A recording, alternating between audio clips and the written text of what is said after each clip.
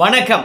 எட்டி டாக்ஸில் என்ன பார்க்க போகிறோன்னு கேட்டிங்கன்னா, அண்ணாமலை ரீஎன்ட்ரி, அண்ணாமலை போட்ட அடுக்கடுக்கான கண்டிஷன்கள். ஆமாங்க, அண்ணாமலை பொறுத்த வரைக்கும் தலைவர் பதவியை விட்டு கொடுத்தாரு. ஆனால் அவருக்கு இன்னும் முக்கியமான பதவி எதுவும் தரல. ஆனால் அதே தலைவர் பதவியில் இருந்த நம்முடைய தமிழிசை சவுந்தரராஜன் அவர்களாக இருக்கலாம், எல் முருகன்ஜி அவர்களாக இருக்கலாம், அவங்கெல்லாம் அந்த பதவி விட்டு போன பிறகு மாநில தலைவர் பதவியை விட மிகப்பெரிய பொறுப்பும் பதவிகளும் கொடுத்தாங்க. எல் முருகன்ஜி அவர்களுக்கு இணை அமைச்சர் பதவி கொடுத்தாங்க.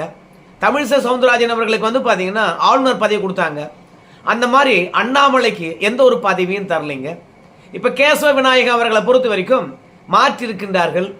மாற்றின மறு நிமிடமே வந்து ஆர்எஸ்எஸ்ல தேசிய செயற்குழு உறுப்பினர் பதவி கொடுத்துருக்கிறாருங்க. அது ஒரு அரசியல் சாராத, தேர்தலை சார்ந்தில்லாத ஒரு இயக்கங்க. அந்த இயக்கத்தில் பொறுப்பு இருந்தால் தான் வேலை செய்யணும், பொறுப்பு இல்லைன்னா வேலை செய்யக்கூடாது அப்படின்னு எதுவும் கிடையாதுங்க. ஆர்எஸ்எஸ்ல எவ்வளோ பெரிய தலைவராக இருந்தாலும் அவங்க பொதுவெளியில் காட்டிக்கொள்ள போகிறது இல்லைங்க. மக்களை மட்டும்தான் சந்திப்பாங்க, பத்திரிகையை சந்திக்க போகிறது இல்லைங்க. அதனால ஆர்எஸ்எஸ் அமைப்பில் ஒரு பதவியை விட்டு எடுத்துட்டு இன்னொரு பதவியை உடனே கொடுத்தாலும் கொடுக்காவிட்டாலும் பிரச்சனை இல்லைங்க. ஆனால் அரசியல் களத்தில் அப்படி இல்லைங்க. ஏன்னா அரசியல் களம் என்பது ஏற்கனவே அண்ணாமலை அவர்களை தமிழ்நாட்டில் இருக்கக்கூடிய மக்களும் சரி, பாஜக தொண்டர்களும் சரி எங்க வச்சு மதித்தார்களோ அதே மதிப்பு தொடரணும்னா ஏற்கனவே இருந்த பதவியை விட ஒரு பெரிய பதவி கொடுக்கணுங்க. அப்பதான் அரசியல் களத்தில் வளரவும் முடியும், தனக்கு இருந்த மரியாதை அப்படியே தொடரவும் செய்யும். இல்லைன்னு வச்சுங்களேன், அது அரசியல் களத்தில் எடுபடாதுங்க. கோபுரத்தில் வச்சிருந்து தூக்கி கீழே போட்ட மாதிரி ஆயிடுங்க. அதனால தலைவர் பதவியிலிருந்து விலகினவங்களுக்கெல்லாம் உடனடியாக நல்ல பதவிகளும் பொறுப்புகளும் கொடுக்கப்பட்டாலும் அண்ணாமலைக்கு அப்படி ஒரு பதவி தரலைங்க. ஆனால் குழந்தைக்கு மிட்டாய் ஆசை காட்டுறது தெரியுமா, நிலாவை காட்டி சோறு ஊட்டுறது தெரியுமா, அதே மாதிரியே வந்து அண்ணாமலைக்கு இன்னைக்கு வரைக்கும் தேசிய அளவில் ஒரு பெரிய பொறுப்பாக இருப்போது பாருங்களேன் அப்படின்னு சொல்லிட்டு இருக்காங்க. இப்போ கூட தமிழ்நாடு முழுவதும் பூத் ஏஜென்ட் இருக்காங்கல்ல, அவங்களுக்கு பொறுப்பாளராக அண்ணாமலையை போட போறதாக இந்த வீடியோ எடுக்கிற வரைக்கும் பேசிட்டு இருக்காங்க. ஆனா என்னைக்கு போடுவாங்கன்னு தெரியல. அந்த பதவி தலைவர் பதவியை விட பெரிய பதவியா எனக்கு தெரியல. ஏன்னா ஆர்எஸ்எஸ்ல இருக்கிறவங்க மட்டும்தான் வந்து அமைப்பு பொதுச்செயலாளர் பதவியில் இருக்கணுமா? ஏன் அண்ணாமலை இருக்கக்கூடாதா? ஏன் மாநில அமைப்பு பொதுச்செயலாளர் பதவி அவ்வளோ பெருசா அப்படின்னு சொல்லிட்டு கேட்பீங்க. மாநில தலைவர் இருந்தாலும் அவரே வந்து பார்த்தீங்கன்னா எந்த முடிவும் எடுக்க முடியாது. ஒரு பதவியில் ஒருத்தரை நியமிப்பதா இருந்தாலும் சரி, ஒரு கட்சியில் செலவழிப்பதா இருந்தாலும் சரி, எல்லாமே வந்து மாநில தலைவரும் மாநில அமைப்பு பொதுச் செயலாளரும் கையெழுத்து போடணுங்க. அதனால மாநில தலைவர் மட்டும் எல்லாத்திலையும் முடிவெடுத்துட முடியாது. அமைப்பு பொதுச் செயலாளர் முடிவெடுத்து ஆமாஞ்சாமி நீ செய்தது சரிதான் அப்படின்னு அவர் ஏத்துக்குனா தான் மாநில தலைவர் வந்து பார்த்தீங்கன்னா கையெழுத்து போட முடியும், உறுப்பினர்களை நியமிக்க முடியும். அதனால பெரிய செக் பாயிண்டே வந்து மாநில அமைப்பு பொதுச்செயலாளர் கிட்ட தான் கொடுத்து வச்சுக்குது பாஜக. ஏன்னு கேட்டீங்கன்னா ஆர்எஸ்எஸ்ல இருந்து வர்றவங்க தான் ரொம்பவே நம்பிக்கையா இருப்பாங்களாம். ஆனால் டெல்லி வந்து பார்த்தீங்கன்னா இப்படி ஒவ்வொரு மாநிலத்திலும் மாநில அமைப்பு பொதுச்செயலாளரை போட்டிருக்காங்க. அந்த பதவியில் அண்ணாமலை போட்டீங்கன்னு வச்சுங்களேன், மாநில அமைப்பு பொதுச்செயலாளர் இருக்கிறவங்க ஆபீஸுக்குள்ள இருந்துகிட்டே வேலை பார்க்குறாங்க. ஆனால் அண்ணாமலை போட்டீங்கன்னா ஆபீஸில் உட்காந்து பார்க்கின்ற வேலை தானே அது. ஆபீஸில் உட்காந்து வேலை பார்ப்பார், பொது வெளியில் போயும் வேலை பார்ப்பார். ஸோ பாஜகவுக்கு இரண்டு விதத்தில் நல்லது. அதனால அமைப்பு பொதுச்செயலாளர் பதவியை அண்ணாமலைக்கு இப்போ கொடுத்துருக்கலாம். பிறகு நீங்கள் தேசிய அளவில் மிகப்பெரிய பொறுப்பு கொடுங்க, வேணாம் நான் சொல்லலை. ஆனால் அண்ணாமலையை பொறுத்த வரைக்கும் நேற்று மதியம் நடந்த ஆர்எஸ்எஸ் கூட்டத்தில் அண்ணாமலை அவர்களும் சரி, மற்ற சில பேரும் வந்து வைத்த முக்கியமான கோரிக்கை அல்லது கண்டிஷன் என்னன்னு பார்க்கும்பொழுது, நீங்கள் வேட்பாளர்ப்பா அந்த தொகுதியில் போய் போட்டி போடுறீங்கப்பா அப்படின்னு சொல்லிட்டு ஒரு தொகுதியை கை காட்டுறீங்க. திடீர்னு அந்த தொகுதியில் போய் வேலை பார்த்து வெற்றி பெற்றுட முடியுமா? நம்ம வந்து பார்த்தீங்கன்னா ஒரு 20 தொகுதியோ 30 தொகுதியோ தான் போட்டி போட போகிறோம். ஒரு மாதத்துக்கு முன்பாகவே வந்து கூட்டணிக்கு தலைமை தாங்கக்கூடிய கட்சி இடத்துல பேசி இதெல்லாம் தான்பா நம்ம போட்டியிட போகிற தொகுதி, இந்த தொகுதியில் இவங்கெல்லாம் வந்து பார்த்தீங்கன்னா போட்டியிட போகிறாங்க, அண்ணாமலை நீ இந்த தொகுதியில் போட்டியிட போற, நீ போய் ஒரு மாசத்துக்குள்ள களத்தை ரெடி பண்ணு அப்படின்னு முன்கூட்டியே வந்து இந்த தொகுதியில் போட்டியிட போற, போய் வேலையை பாருன்னு சொன்னா அதுக்கு ஏத்த மாதிரி வேலை பார்த்து வெற்றி பெறலாம். ஆனா கடைசி நேரத்தில் இதுதான் தொகுதி என்று சொல்லிட்டு கை காட்டுறீங்க. ஆனா நம்ம கட்சியில அந்த மாதிரி வேலைக்கு ஆகுமா? அதிமுக வேலைக்காகும், திமுக வேலைக்காகும். ஆனால் நம்ம கட்சியில் வேலைக்காகுமா? நம்ம கட்சியை பொறுத்த வரைக்கும் கீழ்மட்டம் வரைக்கும் நாமளே போய் தான் கட்டமைப்பை உருவாக்கணும். ஒரு ஒன்றிய செயலாளர் இருக்கிறாரு வச்சுக்கலேன், அவரை போய் பூத் ஏஜென்ட் போட்டாங்களா பாருப்பான்னா, போட்டாங்க சாமின்னு சொல்லிட்டு 4 பேர்கிட்ட கையெழுத்து வாங்கி கொடுத்துருவான். ஆனால் பூத்தில் ஆள் இருப்பானா பார்த்தீங்கன்னா ஆள் இருக்க மாட்டான். அதனால் தொகுதியில் போய் வேட்பாளராக இருக்கக்கூடிய நாம தான் எல்லா கட்டமைப்பும் உருவாக்கணும். அதனால் முன்கூட்டியே நீங்கள் இந்த தொகுதியில் போட்டியிட போகிறீங்க அப்படின்னு அறிவிச்சா மட்டும்தான் நான் போட்டியிடுவேன் அப்படின்னு சொல்லியிருக்கின்றார். இது முதல் கண்டிஷன். ரெண்டாவது கண்டிஷனை பொறுத்த வரைக்கும் தொகுதி பொறுப்பாளரை ஏதோ ஒரு எக்ஸல் சீட்டில் கம்ப்யூட்டரில் உட்காந்து டைப் பண்ணி ஏப்பா அந்த தொகுதியில் போய் வேலை பாருப்பா அப்படின்னு சொன்னால் மட்டும் வேலை பார்க்க மாட்டோம். ஏன் இந்த தொகுதிக்கெல்லாம் உங்களை பொறுப்பாளராக போட்டுக்கன்னு தெரியுமா? அந்த தொகுதியில் என்னென்ன சவால்கள் இருக்குது, இதை உங்களால் தான் சரி பண்ண முடியும் அப்படின்னு எங்களை கூப்பிட்டு ஆலோசனை நடத்தி அதற்கு பிறகு பொறுப்பாளரை போட்டிருக்கணுங்க. நீங்கள் பாட்டு அங்கே போய் வேலை பாருங்கன்னா என்னன்னு போய் வேலை பார்க்குறது? அதுலேயும் அண்ணாமலையை பொறுத்த வரைக்கும் ஒரு கேள்வி கேட்டாராம், எனக்கு மதுரை தெற்கு கொடுத்தீங்க, பத்மநாபபுரம் தொகுதி கொடுத்தீங்க, எதன் அடிப்படையில் இந்த தொகுதி கொடுத்தீங்க? அங்கே போய் வேலை பார்ப்பதனால நான் என்ன பண்ண முடியும் நீங்கள் நினைச்சீங்க? இந்த கேள்வியும் கேட்டிருக்கார். அது மட்டும் இல்லை, பாஜக வெற்றி பெற வேண்டும், பாஜக வெற்றி பெற வேண்டும் அப்படின்னு சொல்றீங்க. ஆனால் பாஜக எந்த வியூகத்தின் அடிப்படையில் வேலை பார்க்கணும், எதனால வெற்றி பெறணும் அப்படின்னு விஷயத்தாவது சொல்லுங்க. இப்போ அதிமுக இருக்குது, திமுக அகற்ற வேண்டும், அவங்க ஆட்சிக்கு வரணும், கட்சியை காப்பாற்றணும். அதிமுகவுக்கு ஒரு வியூகம் இருக்குது. அது எடப்பாடி பழனிசாமி களத்தில் எல்லா கட்சிக்காரங்களையும் சொல்றாரு. அதுக்கு ஏற்ற மாதிரி போராட்டங்கள் நடத்துறாங்க, அதுக்கு ஏற்ற மாதிரி காய் நகர்த்துறாங்க. ஆனால் நம்ம கட்சியில் இது நாள் வரைக்கும் திமுக வீழ்த்தணும் தான் சொல்றீங்களா கண்டி? திமுக வீழ்த்துவதற்கான வியூகம் என்னங்க யாருக்கா தெரியுமா? அந்த வியூகமானது யார்கிட்ட சொல்லியிருக்கீங்க? நாங்கள் யார்கிட்ட போய் கேட்கணும்? இப்போ திமுக வீழ்த்துவதற்கான இத்தனை வியூகம் போட்டிருக்கோம். அந்த வியூகங்கள்ல எந்த வியூகம் பெட்டரா இருக்கும்? களத்தில் போய் பார்த்துருக்கீங்களா? திமுக களத்தில் எப்படி காய் நகர்த்துது, அந்த காய் நகரத்தில் எப்படி நம்ம கட் பண்றது, அந்த ஏதாவது ஆலோசனை நடத்திருக்கீங்களா? திமுக வியூகத்தை முறியடிக்கிற மாதிரி நாம என்ன வியூகத்தை போட்டிருக்கோம்? கட்சியோட முக்கிய நிர்வாகிகள்கிட்ட சொல்லியிருக்கீங்களா? அரசு புரசலாவது சொல்லியிருக்கீங்களா?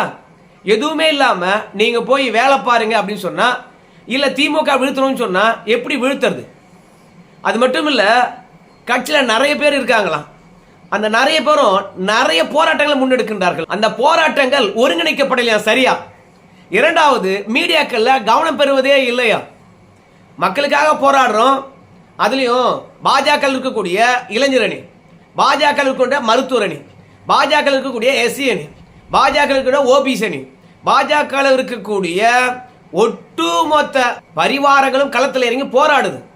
ஆனால் போராட்டத்தின் மூலமாக வருகின்ற அவுட்புட் திமுக எதிராக இருக்குதா?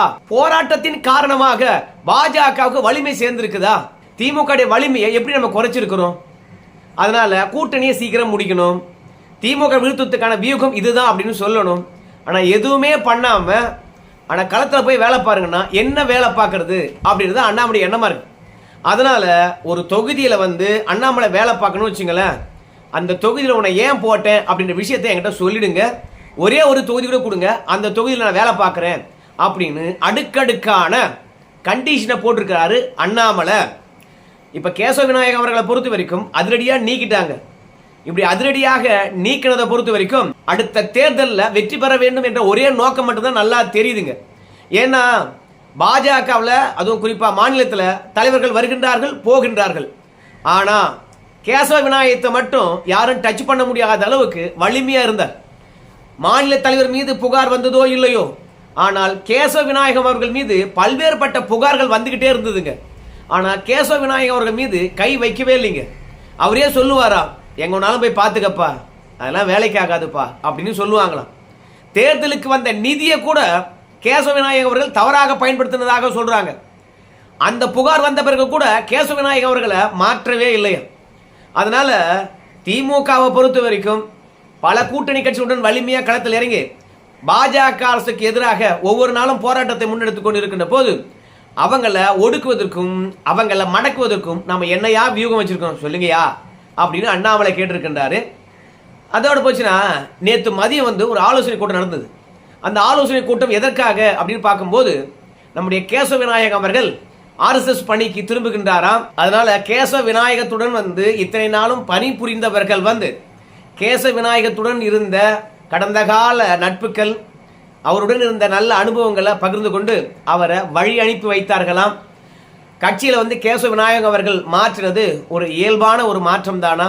அண்ணாமலை அவர்களை பொறுத்த வரைக்கும் ஏற்கனவே ஒரு முறை பேட்டியளிக்கின்ற போது தெளிவாகவே சொன்னாரு, தேசிய அரசியலை தமிழக அரசியலுடன் கொண்டு சேர்க்க முடியாது. ஏன் தெரியுமா? மற்ற மாநிலங்களில் மோடி முகத்தை கொண்டா காட்டலாம், இல்லை மோடி முகத்தை காட்டாத கூட பாரத் மாதா கி ஜெய் சொல்லிட்டு போகலாம், ஜெய் ஸ்ரீராம் சொல்லிட்டு போகலாம், ஜெய் ஆஞ்சனா சொல்லிட்டு போகலாம், ஜெய் புவனேஸ்வர் கூட சொல்லிட்டு போகலாம், ஒன்றும் பிரச்சனை கிடையாது. ஆனால் தமிழகத்தில் அது எடுபடாது. தமிழகத்துடைய அரசியல் களமானது எப்படி இருக்குன்னு கேட்டிங்கன்னா, முதல்ல பெரியார், அப்புறம் அண்ணா, அதுக்கப்புறம் எம்ஜிஆர், அப்புறம் ஜெயலலிதா, அப்புறம் கலைஞர், அப்புறம் ஸ்டாலின், எடப்பாடி என்று அவங்களுக்கு இருக்கக்கூடிய முகத்தினுடைய வேல்வு, அதனுடைய அடிப்படையில் மட்டும்தான் இங்கே வாக்கு வாங்க முடியும். அதனால பாஜகவை பொறுத்த வரைக்கும் தமிழகத்தில் ஒரு முகத்தை முன்னிறுத்தணும். இந்த முகம்தான் தமிழ்நாட்டில் பாஜக, இதுக்கு தான் நீங்கள் வாக்களிக்கணும் அப்படின்ற ஒரு நிலையை உருவாக்கினா மட்டும்தான் தமிழ்நாட்டில் பாஜக வெற்றி பெற முடியும். அதனால மற்ற மாநிலங்களில் பார்த்தீங்கன்னா கட்டமைப்பை உருவாக்கக்கூடிய, இல்லை கட்டமைப்பை உருவாக்கி 5-6 முறை முதலமைச்சராக இருந்த அசோக் சௌகான் அவர்களை பார்த்தீங்கன்னா எங்க வேணாலும் தூக்கி போடலாம், அடுத்தவனை கொண்டு வந்து நிறுத்தலாம், அவன் தேர்தல் காலத்தை பணியாற்றி வெற்றி பெறலாம். ஆனால் அந்த மாதிரி அரசியலானது தமிழகத்தில் இருந்ததே கிடையாது. ஒட்டுமொத்தமாக முகத்தை பார்த்து தான் ஓட்டு போட்டு பழக்கப்பட்டிருக்காங்க தமிழக அரசியல் களத்தில் இருக்கிறவங்க. அதனால யாரையாவது ஒருத்தரை முன்னிறுத்தணும், அதனால அண்ணாமலையே இருந்தால் சரியா இருக்கும் என்பதுதான் என்னுடைய எண்ணம். அதனால தான் நம்ம சொல்றது, நவர் மற்ற ஸ்டேட்ல பண்ற அரசியலை தமிழகத்தில் பண்ண முடியாது அப்படின்னு அண்ணாமலையே சுட்டி காட்டி இருக்கின்றாருங்க. மற்ற மாநிலத்தில் மத்தியில் இருக்கின்ற முடிவுக்கு கட்டுப்படலாம், ஆனால் மாநிலத்தை பொறுத்த வரைக்கும் சுயமாக இங்கே இருக்கக்கூடிய அரசியலுக்கு ஏற்ற மாதிரி முடிவெடுக்கணும், அதுக்கு ஏற்ற மாதிரியான சுதந்திரம் எனக்கு தரணும் அப்படின்னு அண்ணாமலை ஏற்கனவே சொல்லியிருந்தார். ஸோ அந்த அளவுக்கு முற்றிலும் மாறுபட்ட ஒரு மாநிலம் தமிழகமாக இருக்குது. பக்கத்தில் பாண்டிச்சேரி ஒரு மாதிரி இருக்குது, ஒரே மொழிக்காரங்க தான், ஆனால் தமிழகத்தில் ஒரு மாதிரி இருக்காங்க. ஆனால் தமிழக அரசியல் களத்தை டெல்லி புரிஞ்சுக்கிட்டா மட்டும்தான் அண்ணாமலை மீண்டும் ரீஎன்ட்ரி ஆக முடியும். அதனால எல்லா விஷயங்களையும் அண்ணாமலை அவர்கள் எடுத்து சொல்லியிருக்கிறாரு. நான் பாருங்க, நான் இன்னைக்கும் சொல்றேன், நாளைக்கும் சொல்றேன், பதவி இருந்தாலும் பதவி இல்லை என்றாலும் நான் வேலை செய்வேன். ஆனால் இந்த வேலையை ஏன் செய்கிறோம், எதுக்கு செய்கிறோம் அப்படின்ற காரணத்தை சொல்லிட்டு ஒத்த தொகுதியில் போட்டு வேலை பாடுறா அப்படின்னாலும் வேலை பார்ப்பேன். எனக்கு பதவி ஒன்றும் வெங்காயம் தான், நான் ஏற்கனவே சொல்லிட்டேன். தயவு செய்து பதவிக்காக ஆசைப்பட்டுக்கிட்டு தான் வேலை செய்யலை அப்படின்னு சொல்லாதீங்க. அடடா 6 தொகுதி தான் கொடுத்தாங்களா, நான் தமிழ்நாடு முழுவதும் சுற்றுப்பயணம் போனோம்னாச்சே அப்படின்ற எந்த ஒரு மனக்கசப்பும் கிடையாது. ஆனால் நம்ம ஒரு இடத்துல ஒரு ஆளை நியமிக்கிறோம்னு வச்சுங்களேன், ஆனால் ஏன் நியமிக்கிறோம், எதுக்கு நியமிக்கிறோம் சொல்லிட்டு நீவங்கய்யா பார்த்துக்கலாம் ஒரு கை அப்படின்னு அண்ணாமலை அவர் கண்டிஷன் போட்டிருக்கிறாருங்க. அதனால கேசவ விநாயகம் அவர்கள் கிளம்பி விட்டாரு. அண்ணாமலைக்கு அவருக்கு செட் ஆகலை அப்படின்னு சொன்னதுனால இப்போ நயினார் நாகேந்திரன் அவர்களை பொறுத்த வரைக்கும் எடப்பாடி பழனிசாமி என்ன சொல்றாரோ அதை கேட்டு தான் எல்லாத்தையும் செயல்படுத்துகின்றார். அதுக்கு கேசவ விநாயகம் அவர்கள் உறுதுணையாக இருந்தார்னாங்க. இப்போ கட்சிக்காரனை கேட்டு அவன் என்ன சொல்றானோ அதை காதில் வாங்கி அதற்கு பிறகு முடிவெடுத்து அதற்கு பிறகு பொறுப்பாளரை போடுங்க, களத்தில் இறங்கி வேலை பார்க்குறேன் அப்படின்னு அண்ணாமலை சொல்லியிருக்கிறாருங்க. ஸோ அண்ணாமலைக்கு சக்தி கேந்திரம் அப்படின்ற ஒரு பதவி வரப்போகுது அப்படின்னு சொல்கிறாங்க. பொறுத்திருந்து பார்க்கலாம். அண்ணாமலை மீண்டும் ரீஎன்ட்ரி ஆனார்னு வச்சுங்களேன், கட்சி வேகம் எடுக்கும் என்று ஒட்டுமொத்த பாஜக தொண்டர்களும் நினைக்கிறாங்க, எதிர்கட்சியும் அதான் நினைக்கிறாங்க. ஆனால் அண்ணாமலை போட்டிருக்கக்கூடிய இன்னும் நிறைய கண்டிஷன்கள் இருக்குதுங்க. அந்த கண்டிஷன்லாம் வெளியே சொல்ல முடியாததாக இருக்கிறது. ஸோ பார்க்கலாம். ஏன்னா இந்த தேர்தல் களம் என்பது பணம் இல்லாமல் வேலைக்கு ஆகாதுங்க. கோயம்புத்தூரில் அப்படி சவால் விட்டு அண்ணாமலை தோத்தே போயிட்டாருங்க. ஸோ அண்ணாமலைக்கு பார்த்தீங்கன்னா கட்சிக்குள்ளே மட்டுமே எதிர்ப்பு இல்லைங்க, மக்கள்கிட்ட மட்டும் எதிர்ப்பு இல்லைங்க. ஆனால் கூட்டணி கட்சிகள் இடத்துலையும் பார்த்தீங்கன்னா பயங்கர எதிர்ப்பு இருக்குது. அதை பேர் சொல்லாமே பார்த்தீங்கன்னா பேசியிருப்பதாக சொல்கிறாங்க. எனக்கு ஒத்துழைப்பு யார்கிட்டலாம் இல்லை தெரியுமா அப்படின்னு பட்டியல் எடுக்கின்ற போது கூட்டணி கட்சிகளும் என்னை கால வருகிறது, நான் என்ன பண்ணுறது? ஸோ எல்லோரும் இணக்கமாக வேலை பார்த்தா மட்டும்தான் வெற்றி பெற முடியும். அதனால் ஒரு தொகுதியில் போய் அண்ணாமலை வேலை பார்ப்பதனால் மட்டும் வெற்றி பெற முடியாது. நான் மட்டும் வெற்றி பெற்றால் போதும் என்று நினைக்கிற மனப்பான்மை கூட்டணி கட்சிகளை ஒழியணும். இரண்டாவது, எந்த தொகுதியில் நம்ம வெற்றி பெறுமோ அந்த தொகுதியை கண்டறிந்து நாம் செலக்ட் பண்ணி கேட்டு போராடி பெற வேண்டும். போன தேர்தலில் நாம் கிட்டத்தட்ட 70 தொகுதி அதிமுகவை பின்னுக்கு தள்ளி முன்னாடி வந்துட்டோம். 2ஆம் இடம் திமுக முதலிடம், பாஜக 2வது இடம் வந்தோம். ஸோ அந்த 73 தொகுதியோ அல்லது 70 தொகுதியோ நாம் இப்போ அப்படியே கேட்டு பெற்று பாஜக எத்தனை தொகுதியில் போட்டியிட போதோ அத்தனை தொகுதியில் போட்டிட்டு மீதி இருக்கின்ற தொகுதியானது நம்மளுடன் கூட்டணி போட்டிருக்கின்ற தொகுதிகளுக்கு கொடுத்தோம்னா நிச்சயமான பாஜக தலைமையில் இருக்கின்ற ஒரு கூட்டணி மாபெரும் வெற்றி பெறும். அதிமுக கூட்டணியில் இருப்பதும் அவங்க வேலை பார்த்து அவங்க மாபெரும் வெற்றி பெறுவார்கள். திமுகவை சத்தியமாக தூக்கி போட்டு மெரிச்சிடலாம், 10 தொகுதி கூட வெற்றி பெறாது அப்படின்றது அண்ணாமலை சொல்லியிருக்கின்றார். அதை அண்ணாமலை அவர்கள் வந்து பார்த்தீங்கன்னா ஒரு எக்ஸல் சீட்டில் கடந்த 2024 நாடாளுமன்ற தேர்தலில் அதிமுகவை மிஞ்சி பாஜக எங்கெல்லாம் 2ஆம் இடம் வந்ததோ அந்த 2ஆம் இடம் வந்த தொகுதியெல்லாம் கொடுத்துருக்கின்றாராம் நேற்று ஆலோசனையில். அதே மாதிரி வேட்பாளர் தேர்வு என்பது இந்த நாடாளுமன்ற தேர்தலில் மிக மிக முக்கியமானதாக இருந்ததா.